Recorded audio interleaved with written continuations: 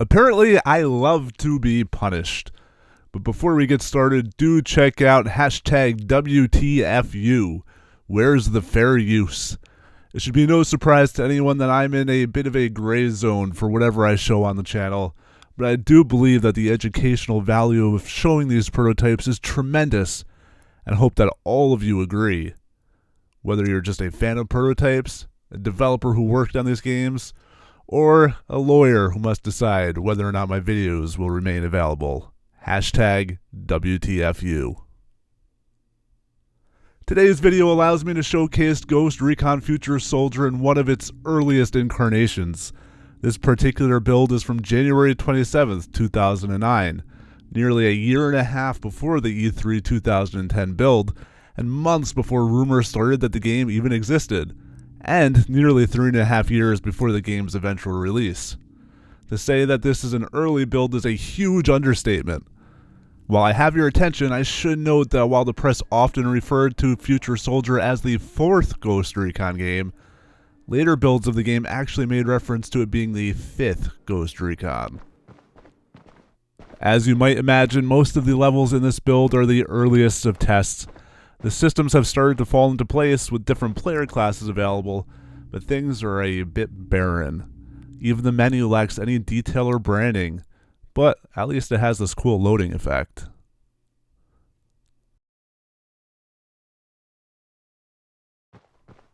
Most levels just look like this.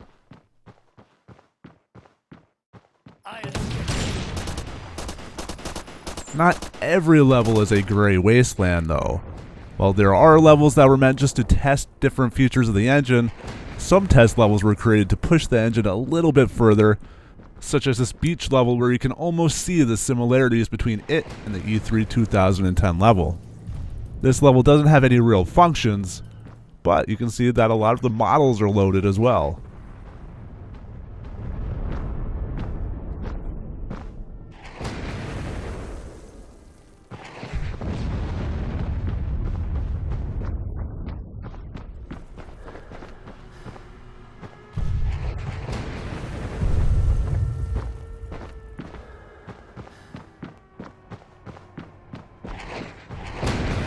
There are also some other levels that begin to take some sort of real shape, although these two lack any objectives. They do show though that even in 2009 things were beginning to take shape.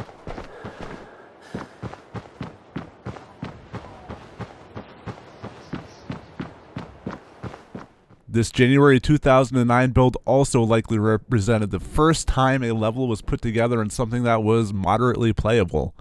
I do not know when this was shown, if it was just talked about internally, if it was shown behind closed doors at some press event, or whatever the case may be, but this does seem to be the first true prototype level.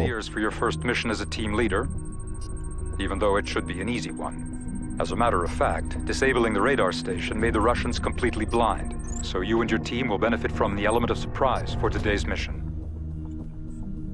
You're looking at a map of the Fingris village, a mining town 120 clicks east of the radar we took out this morning. Intel sent us the package 2 hours ago.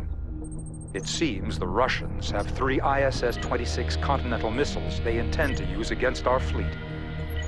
The status of the population is unknown, so Command couldn't risk bombing the site. The Russians have already had too much fun at the Navy's expense.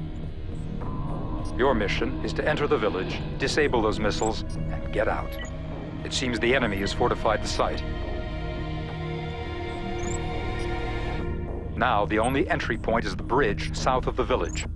Remember, we have no information whatsoever about the civilians, so make sure you ID your targets before shooting. Now, get out there and go make me proud, Lieutenant. Good luck.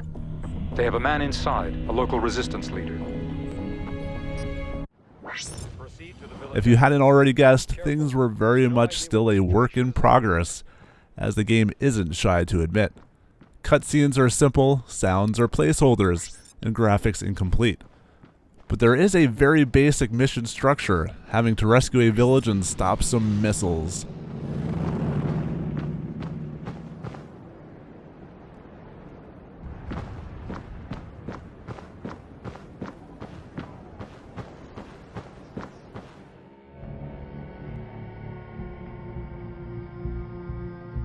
Hey there!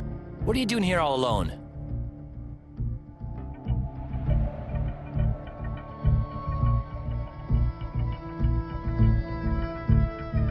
I don't think he likes you. We're American. Don't be afraid.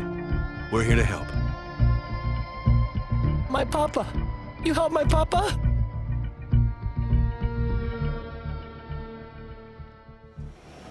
While the player only visits one of these missile launchers, there is at least one more hiding behind the work-in-progress symbols, so it is unclear whether or not this level would have been expanded in later builds.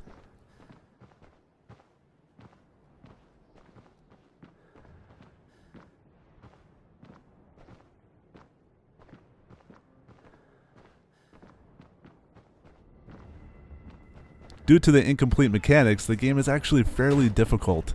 One of the things that makes life so much easier is the mortar that the Commando class has. Because there is infinite ammo, it is easily abused and is the quickest way to take down the terrorists. Most surprising to me is that the multiplayer was already functional in this build over the network. It is hard to find a way of actually playing because my wife isn't exactly a gamer, but it does function, which I'm sure the prototype was balanced for, so it probably would have been a bit easier with another player or two to help me out. One of the other surprising bits is that when compared to the E3 demo, there's a lot to look at. While the game certainly expects you to go a certain way, there are details scattered throughout the level, and most, if not all, of the buildings can be entered. This is a huge difference when compared to that later E3 demo, where basically whatever you saw is what you got. The demo ends when you reach your rescue helicopter, and the game plays this cutscene, showing that more is to come in 2010. Hey, what about the fort? Don't worry about it. We called an airstrike on it. Should be here any minute now. Are you insane? All the hostages inside will die if you bomb the fort. There are civilians left in the fort? I thought you knew. I know a way in, but we'll need your help. Please. Ghost Lee, did you get that? Ghost Team, this is Command. We got that. It's a no-go. I repeat, no-go. Please proceed with extraction. I'm sorry. We have to go. You tell this boy you're sorry you're going to kill his dad. You help my papa? Yes? Please, America?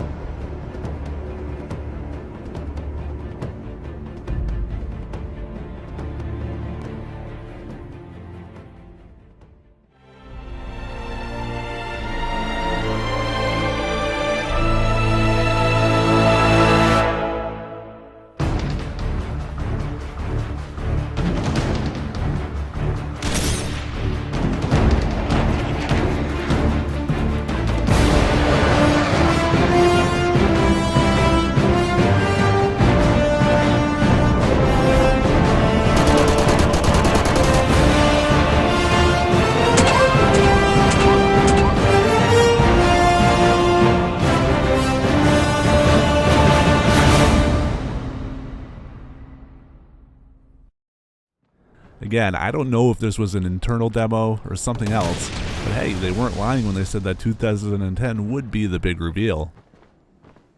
That about wraps up this video on this early 2009 build of Ghost Recon Future Soldier.